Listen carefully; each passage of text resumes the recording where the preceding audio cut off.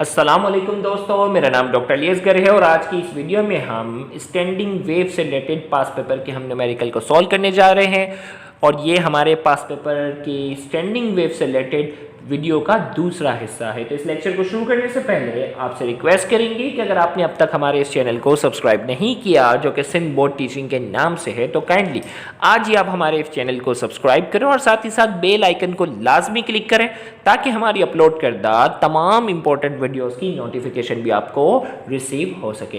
तो आइए, जो पहला सवाल आज की इस वीडियो में है वो 2016 के पास पेपर में ये पूछा गया है। तो आइए हम इसको सॉल्व करने जा रहे हैं। तो इस सवाल में पूछा गया है a string 2 meter long and of mass 0.004 kilogram is stretched horizontally by passing one end over the pulley and attaching a 1 kilogram mass to it.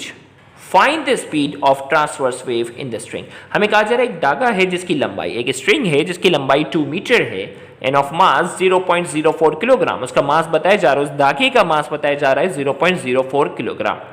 Is stretch horizontally, इसको हॉरिजॉन्टली स्ट्रेच किया गया by passing one end over a pulley, एक pulley के एक हिस्से से गुजारा and attaching 1 kilogram mass to it, और 1 किलोग्राम का जो मास है उससे बांधा गया। कैसे देखें, हॉरिजॉन्टल टेबल पर ये मास पड़ा हुआ है और उसके एक कोने पर जो है वो एक पुली है और इस धागे को हमने यहाँ से गुजारा और उस पर 1 किलोग्राम का मास क्या कर दिया, हैंग कर दिया, जिसकी वजह से यहाँ क्या होगी, टेंशन प्रोड्यूस होगी ना। ओके, ये मास है। ओके, तो अब जो है 2 मीटर धागे की लंबाई है, धागे का अपना जो मास है वो 0.04 किलोग्राम है, यहाँ रखा, और इसी तरीके से जो है ना उससे जो हैंग करने वाला जो मास था वो 1 किलोग्राम था, यहाँ रख दिया हमने। 1 किलोग्राम मास जो है वो यहाँ हमने रख दिया। हमें कहा जा रहा find the speed of transverse wave. Transverse wave की हमें क्या चाहिए, हमें ट्रांसवर्स वेव की जो क्या चाहिए, स्पीड चाहिए, v चाहिए। तो सबसे पहले हम क्या करते हैं, धागे का मास दिया हुआ है, इसकी लंबाई दी गई, हम उसकी लीनियर डेंसिटी मालूम करते हैं। तो लीनियर डेंसिटी का फॉर्मूला हमारे पास है मास डिवाइडेड बाय लेंथ। मास कितना था, 0.04 किलोग्राम, और लेंथ हमारे पास है 2। इसको जब हमने डिवाइड किया तो वैल्यू आ जाती है लीनियर डेंसिटी की 2 मल्टीप्लाई बाय एक्सपोनेंट -3। अब देखो यूनिट लगाना भूल गए हैं, किलोग्राम पर मीटर, किलोग्राम पर मीटर, ये लीनियर डेंसिटी की क्या है, यूनिट है, किलोग्राम पर मीटर, यूनिट लगाना भूल गए थे। अब जो वो इस धागे की वजह से कितना टेंशन प्रोड्यूस हो रहा है, टेंशन उतना प्रोड्यूस हो रहा होगा जितना उसका वजन होगा। भाई वजन नीचे की तरफ होगा, टेंशन ऊपर की तरफ होगा। तो मैं टेंशन मालूम करने के लिए क्या करता हूँ, वही फॉर्मूला अप्लाई कर लेता हूँ, mg। कितना मास हैंग किया था हमने, 1 किलोग्राम वाला मास जो है वो क्या किया था, 1 किलोग्राम वाला मास हैंग किया था। तो इसलिए जो है वो मैंने क्या किया, mg, वही वेट वाला जो फॉर्मूला होगा ना, वेट और टेंशन दोनों सिचुएशन में बराबर है, क्योंकि वेट डाउनवर्ड है, टेंशन अपवर्ड होगा। तो m हमारे पास 1 है, g हमारे पास 9.8 है, इसको हमने मल्टीप्लाई किया तो टेंशन की वैल्यू कितनी आ गई, 9.8 न्यूटन। टेंशन की वैल्यू कितनी आ गई है, 9.8 न्यूटन हमारे पास टेंशन की वैल्यू आ गई। इस तरीके से find the speed of transverse wave. Transverse wave की हमें स्पीड चाहिए, तो हमारे पास जो v है, v बराबर हो जाता है √t/μ। अब t कितना है, 9.8, लीनियर डेंसिटी कितनी है, 2 exponent -3।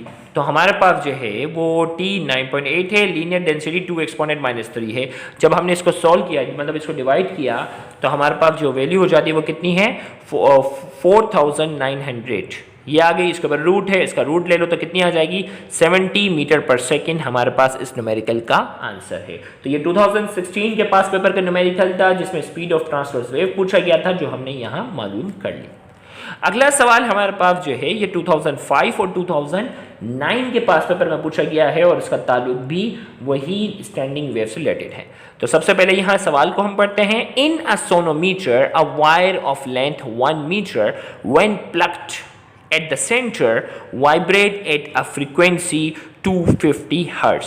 Calculate the wavelength and the speed of the wave in the wire. हमें जा रहा है सोनोमीटर की, याद रखिएगा सोनोमीटर वो अपरेटस होता है जिसमें हम स्टैंडिंग वेव्स जो है वो प्रोड्यूस करते हैं, उसके डिफरेंट एक्सपेरिमेंट को हम परफॉर्म करते हैं। हमें चल रहा है कि सोनोमीटर में क्या हुआ कि जब हम स्टैंडिंग वेव प्रोड्यूस कर रहे थे ना, a wire of length 1 metre, जिसकी एक धागा इस्तेमाल किया था जिसकी लंबाई 1 मीटर थी, when plucked at the centre, वो बीच से टूट गया, सेंटर से टूटा, at a frequency of 250 hertz, उस वक्त उसकी फ्रीक्वेंसी थी 250 hertz.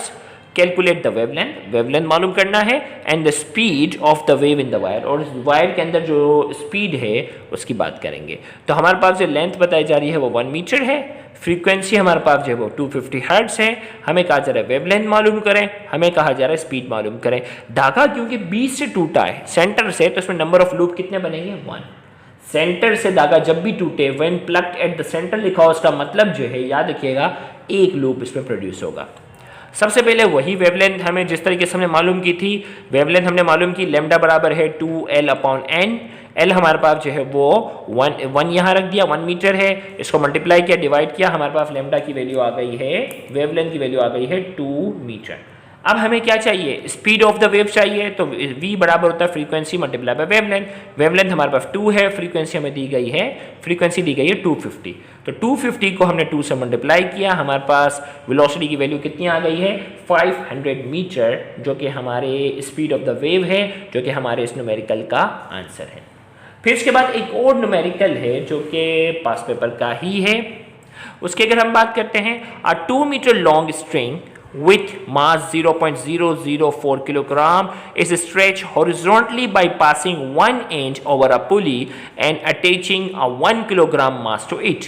Find the speed of the transverse wave on the string and the frequency of the fifth harmonic. हमें कहा जा रहा है एक 2 मीटर की लंबाई वाला धागा है जिसका मास बताया जा रहा है 0.004 किलोग्राम, इसको स्ट्रेच किया गया हॉरिजॉन्टली, पुली से गुजारा गया, एंड अटैचिंग अ मास, उससे कितना मास अटैच किया 1 किलोग्राम वाला। इससे पहले वाले न्यूमेरिकल का ये सिनेरियो है, find the speed of transverse wave and the frequency of the fifth harmonic. Fifth harmonic की हमें क्या चाहिए, फ्रीक्वेंसी चाहिए।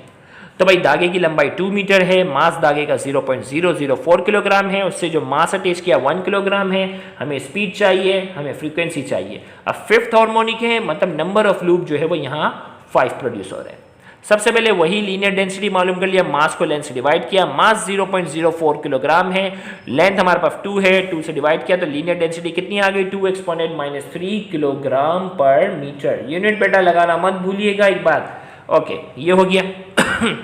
फिर इसी तरीके से टेंशन जो है हमने मालूम करनी थी, तो वही वेट वाला फॉर्मूला इस्तेमाल कर लिया, 1 मल्टीप्लाई बाय 9.8। अब देखो न्यूटन, ये देखो ये बड़े ब्लंडर होते हैं ना, न्यूटन यूनिट है, ये कोई स्टाइलिश राइटिंग नहीं है कि आपने स्मॉल से लिख दिया, कैपिटल से लिखना जरूरी है, ये आ गया।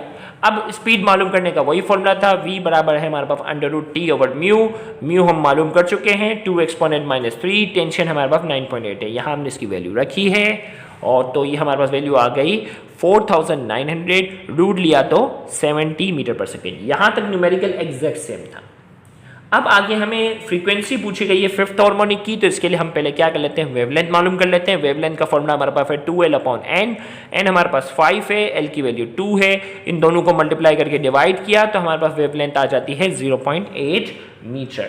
इसी तरीके से हमारे पास जो है v बराबर होता है वेवलेंथ मल्टीप्लाई बाय फ्रीक्वेंसी, तो हमें जो है वो फ्रीक्वेंसी मालूम करनी है ना, तो वेवलेंथ यहाँ मल्टीप्लाई और वहाँ जाके डिवाइड, v हमारे पास 70 था, वेवलेंथ 0.8 है, तो 70 डिवाइडेड बाय 0.8, 70 डिवाइडेड बाय 0.8, तो हमारे पास फ्रीक्वेंसी आ जाती है 87.5 हर्ट्ज, जो कि हमारे इस न्यूमेरिकल का आंसर है। तो यहाँ जाकर स्टैंडिंग वेव के हमने पास पेपर के कुछ मजीद न्यूमेरिकल को, इस वीडियो का ये दूसरा पार्ट था जिसमें हमने स्टैंडिंग वेव के मजीद कुछ न्यूमेरिकल को सॉल्व किए। तो उम्मीद करते हैं आज की इस वीडियो से आपको बहुत ज़्यादा फायदा हुआ होगा। थैंक यू वेरी मच, अल्लाह हाफिज़।